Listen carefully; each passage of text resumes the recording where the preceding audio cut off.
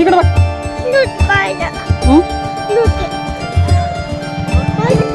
नमस्कार, kids fun Aditi आदिराजमध्ये. तर उन्हाळा जाणवायला सुरुवात झालेली आहे. चैत्र म्हणजेच उन्हाळ्याची सुरुवात. तापमान हळूहळू वाढू लागलेलं असतं आणि दुपारच्या वेळी कडक ऊन जाणवतं. झाडांना नवीन पालवी फुटलेली असते आणि या दिवसात आंब्याच्या झाडांना मोहर येतो.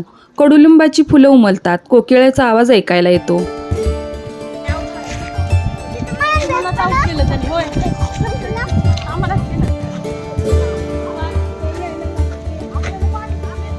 तर हिंदू पंचांगानुसार चैत्र महिना हा वर्षाचा पहिला महिना मानला जातो. या महिन्यापासून नवीन वर्षाची सुरुवात होते. गुढीपाडव्याने नवीन वर्षाची सुरुवात होऊन निसर्गात नवचैतन्य निर्माण होते आणि याच महिन्याच्या पौर्णिमेला असते ते म्हणजे चैत्री ज्योतिबा यात्रा.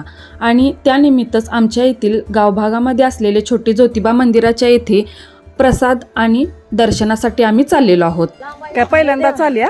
हे प्रभु कितना है धूप है गार गरम अब हम सब फोटो काटते हैं। ये देखो क्या लाए हम वो राज ये चला बा रुक रुक रुक नारियल निकालने दे।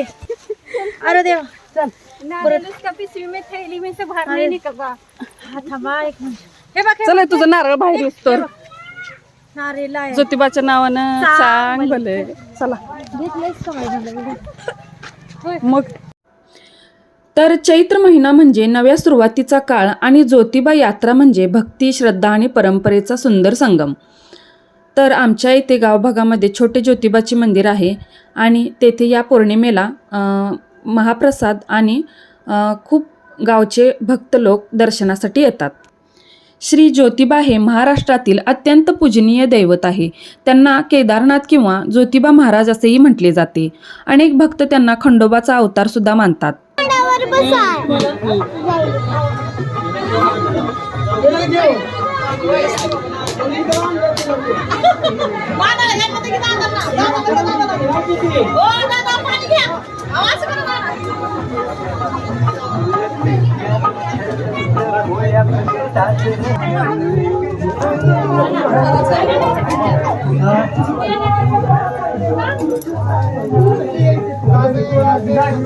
गर्दी उगाच अजून जास्तच व्हायची.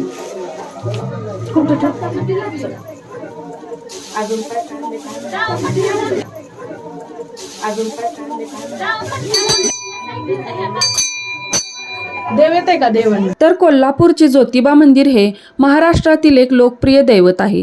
त्यांना खंडोबाचा अवतार मानले जाते. तर ही ज्योतिबा यात्रा चैत्र महिन्यातच का भरते तर यामागे धार्मिक आणि पौराणिक कारणे अशी दिलेली आहेत की ज्योतिबा यांनी राक्षसांचा वध करून धर्माची स्थापना केली.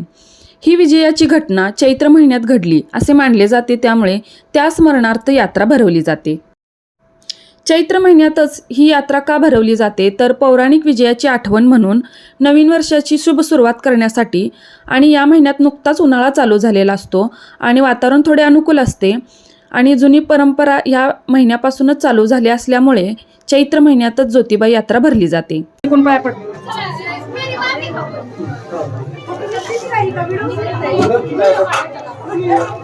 आदिती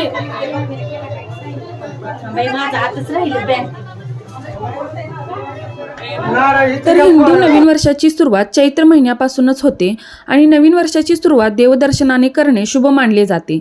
त्यामुळे भक्त मोठ्या संख्येने यात्रेला येतात. काही जणांना लांब दर्शनासाठी जाणे शक्य नसले तर ते आपल्या गावभागातील देवदर्शनासाठी जातात.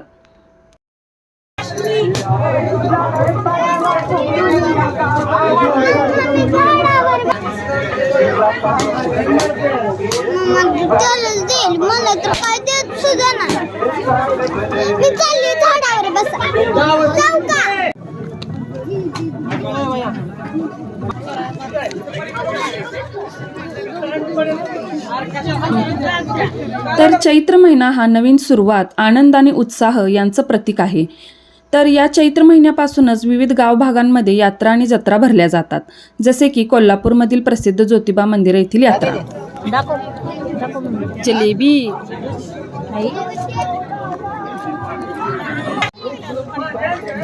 तर अशा प्रकारे धार्मिक, पौराणिक आणि पारंपरिक कारणामुळे ज्योतिबा यात्रा चैत्र महिन्यातच भरते. पाहिजे तेवढं घ्यायचं.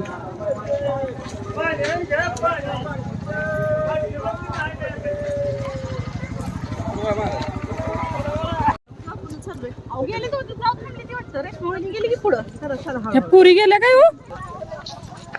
काय दिले बाय आईने माझ्या हातात? तर अशा प्रकारे गावभागातील श्री ज्योतिबा देवाचे दर्शन झाल्यानंतर मस्त सांबर भात, मठ्ठा, गारगार मठ्ठा, जिलेबी, प्रसादाचा आस्वाद सर्वांनी घेतला आणि त्यानंतर दर्शन झाल्यानंतर सर्वजण पायी चालत घराकडे निघालो.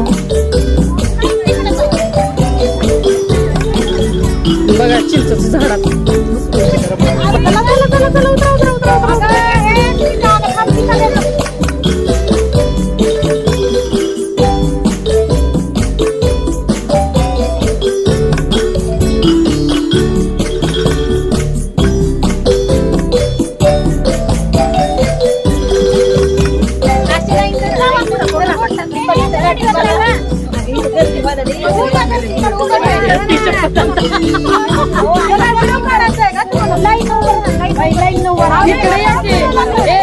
गाडीवर बसा गाडी.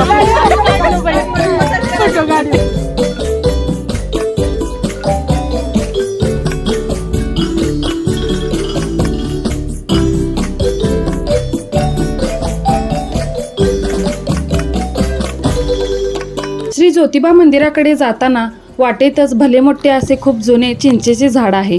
त्या झाडाच्या चिंचा पिकून खाली पडल्या होत्या. त्या चिंचा सुद्धा थोड्या इथे आम्ही गोळा केल्या आणि पुढे निघालो.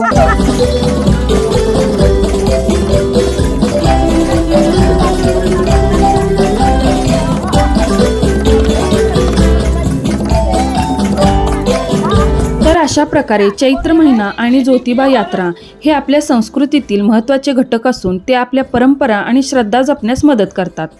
तर आमच्या येथील गावातील छोटेसे ज्योतिबा मंदिराचे दर्शन घेऊन प्रसाद घेतला आणि त्यानंतर सर्वजण मिळून घरी निघालो.